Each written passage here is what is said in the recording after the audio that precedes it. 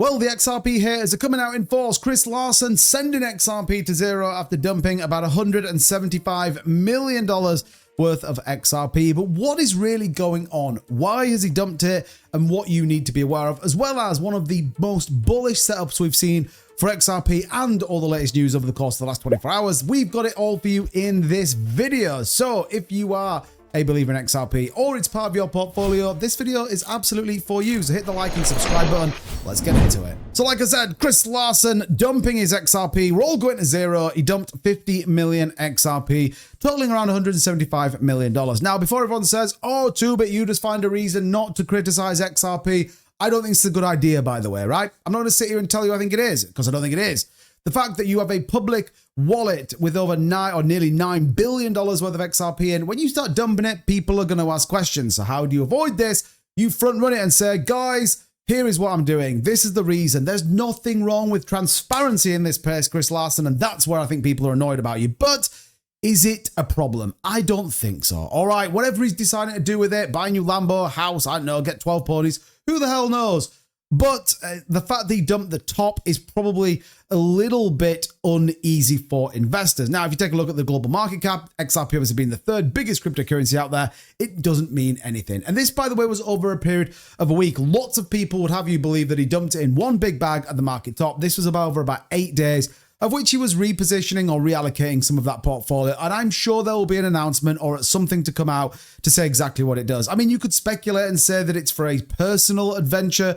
You could easily argue that it may be to do with a donation, whatever it is, right? I'm not going to lose any sleep over the fact that he dumped 50 million XRP when he could have dumped significantly more. I don't think it's great, though. I just want to clarify that. A couple of the reasons when you sort of dive a little bit deeper, maybe redistribution, maybe become more decentralization, historical context, the fact that actually he's sold before and as have Brad Garlinghouse and many others, and equally a portfolio management. There's a couple of things that it could play out. I think Chris Larsen needs to come out and say, guys, this is why I've done it, and it is what it is. We can all therefore move on to start talking about why XRP right now is looking like the most bullish breakout possible. And actually, people are going even crazier. I've talked a lot about 483 as my next price point. Many people now believe that we could see a strong breakout, the confirmation of the 6-year breakout. Long-term price XRP predictions could be very much bullish. We'll talk about some price predictions for the end of this year at the end of this video, but many people now talking about this big setup here breaking out above $6 off that big descending triangle going back all the way to July 2018. And many people have talked about this. Many people have discussed the fact that for so long we have seen Ripple being held back, under scrutiny, going through the courts, etc. Well, now we are pretty much at the place where everything can play out how we expect. The Clarity Act being passed is obviously very important. It offers decentralization when it comes to blockchain, and it means things like XRP finally get the green light to really just release the shackles, go and do what it wants to do. And equally, if people want to get involved and invest in it, I think this could be very important. Are you looking for the next big play to get involved in? Are you looking for a play earlier than everyone else? Well, DOGEINU is here. But don't take my word for it. Lots of people are now talking about this project. None other than Elon Musk following this account and equally posting about it as well. You can see here on the DOGEINU official Twitter, if we take a look at who is following this, you can see Elon Musk here at the bottom is following this account. So lots of good stuff coming with DOGEINU. They are active, building and making sure everyone is aware of what's going on with this project. So welcome to DOGEINU. This is an opportunity, like we said, to get in early. Currently, 6 days left on its pre-sale before that price increase. And right now, you're going to get 124,901 DOG for just $1 USDT. By the way, $847,664 already raised on this pre-sale. And you can send Solana here to this address from a decentralized wallet. It is important that you absolutely check this first. So you can see that there is a lot of tweets going out. You can equally see a lot of information and interaction here from Elon Musk and how to buy it. Well, it's going to take you through exactly step by step as to if you want to get into this, how do you get involved? Important to have that Solana. But token supply is 408 trillion tokens. And you see exactly how that is split up with the community and the ecosystem initiatives around 24%.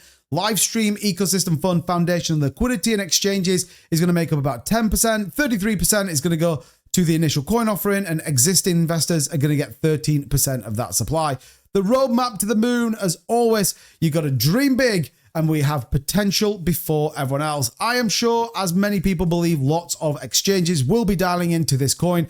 You can see there the list of potential clients that are coming. This, like I said, is your chance to get in early. By the way, Dogecoin and Shiba Inu did exactly the same, all of which start at some point and explode to where they are today. So this could be your chance to get involved in DOGEINU before everyone else does. They've got a full contract address, and as always, for good measure, Donald Trump with his dinosaur picture as well. So there is lots to talk about. DOGEINU is making a move, and like I said, if you are interested in getting involved in this project, there is a ton of opportunities. Get in before the exchanges come. And don't forget, the link to this will be in the description for you guys to do your own research. Make sure you're following their Twitter. Make sure you're dialed into their Telegram. And DOGEINU, the people's crypto. Don't fade this one. Hold tight and ultimately enjoy the ride. DOGEINU is set for a big launch, and it's coming very, very soon. So as always, do your own research. But with that being said, let's get back to the XRP content. And we're actually starting to see significant build-outs now. It becomes more about retail institutions than ever before. For example, Ripple XRP holders can now earn 20% yield on their tokens. Now, again, you have to be mindful of anything that talks about yield or anything that talks about liquid staking or farming or anything like that. The reality is more markets are now launching an XRP Earn account, allowing retail investors to access yield strategies traditionally reserved for institutions. This is a great news story. Who knows? Maybe even Chris Larsen was dropping some liquidity in. Maybe he wants 20%. I don't know. The new product is enabling XRP holders, though, to earn yield while retaining self-custody, addressing the lack of native staking and yield infrastructure for XRP. Let's just break that down really importantly. The fact you still maintain custody of your asset is critical. Loads of people DM me, loads of people join my live streams, 4 p.m. Eastern every day, by the way. And they say, oh, I want to do some liquid staking, I want to do some farming, but they want my tokens. If you don't have your tokens in your wallet or your coins, potentially you could lose them. The fact that you keep custody of them is important, and a 20% earning on your tokens, super bullish. If you want to see me do this, and I will go and stake some coins on their platform, let me know in the comments and I'll do that and show you guys exactly how to do it. But I think this is good news. And like I said about yesterday, we'll see a little bit more as to how this plays out, and more importantly, how people can utilize their XRP rather than just hold it. And I think that is the next evolution where we go.